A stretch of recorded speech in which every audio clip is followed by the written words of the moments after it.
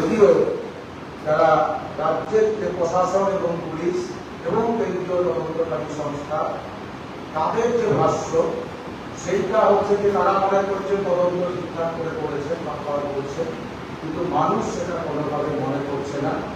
কেন করছে না সেটাও নিশ্চয়ই আপনাদের জানা, যে আমরা প্রথম দিন থেকেই বলেছিলাম যে এই ঘটনাটা কোনো বিচ্ছিন্ন ঘটনা নয়।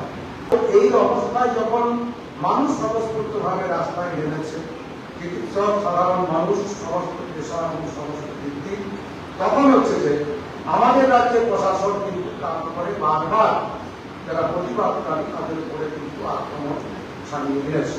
আমরা রুটি রুচি তারা বিপর্যস্ত করে দেওয়ার চেষ্টা করেছে এবং তার সর্বশেষ একটা যেটা আমরা দেখতে পাচ্ছি যে কয়েক সপ্তাহ ধরে এটা অধিক পুনাক্রমণে সারা বাংলার পুলিশ প্রশাসন দেখে গেছে, সেটা হচ্ছে যে 1 বছর আগে তার কিছু আন্দোলনের কর্মসূচি, কিছু মিছিল, সেইগুলিকে সামনে নিয়ে এসে তারা হচ্ছে একের পরে সিনিয়র এবং জুনিয়র চিকিৎসককে বিভিন্ন দিনে তারা ডেকে পাঠাচ্ছেন এবং ডেকে পাঠিয়ে তারা হচ্ছে যে সেখানে জিজ্ঞাসাবাদ করার নামে ডেকে পাঠাচ্ছেন। কয়েক ঘন্টা ধরে তাদের ধৈর্যের পরীক্ষা নিচ্ছেন। আমরা খবর পেয়েছি সেখানে তাদেরকে ডেকে তাদেরকে এইরকম জানতে চাওয়া হয়েছিল মিছিলের ছবি দেখিয়ে যে এদেরকে আপনি চেনেন কিনা, এরকম জানতে চাওয়া হয়েছে। এমনকি তাদেরকে এই কথাটা তাদেরকে কি বলানো হয়েছে যে আপনি কি মনে করেন যে এই মিছিলে হেঁটে আপনি ফোন করেছিলেন?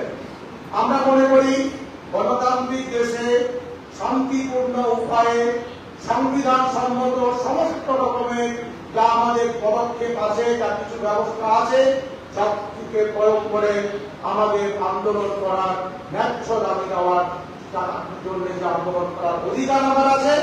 আমার নিজের কাছে নিজের দায়িত্বের প্রশ্ন, দায়ের প্রশ্ন, আমার ভবিষ্যৎ প্রজন্মের কাছে উত্তর দেওয়ার প্রশ্ন, তাই আমরা রাস্তায় নেমেছিলাম।